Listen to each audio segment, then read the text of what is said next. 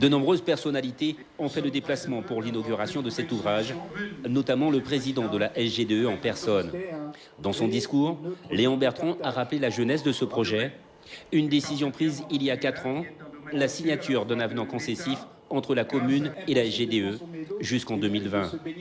Un dispositif de financement public-privé, une première en Guyane.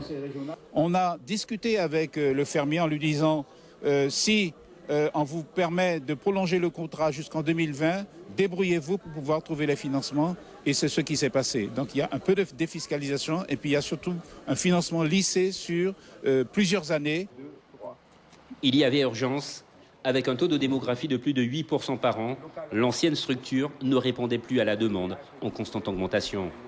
Avec la réalisation de ces travaux, la chaîne de production a été modernisée et renforcée.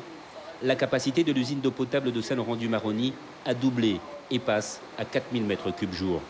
Le captage à plus de 15 km de l'usine a également doublé et passe de 400 à 800 m3 jour.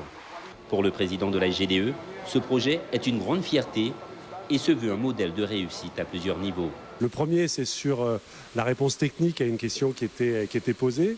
On a mis en place un système qui est un système éprouvé, qui va permettre de délivrer la capacité attendue en eau potable.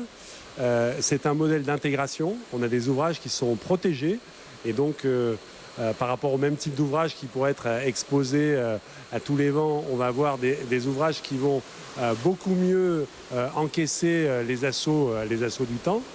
Et le deuxième motif de fierté, c'est la relation que nous avons créée avec la ville de Saint-Laurent-du-Maroni. Nous avons un excellent contact de qualité, de confiance qui s'inscrit dans la durée. Reste une dernière étape pour les partenaires, l'augmentation de la capacité de stockage qui est de 3700 m3 avec 3 châteaux d'eau, soit seulement une journée et demie de stock. Un 4e château d'eau d'une capacité de 3000 m3 est à l'étude.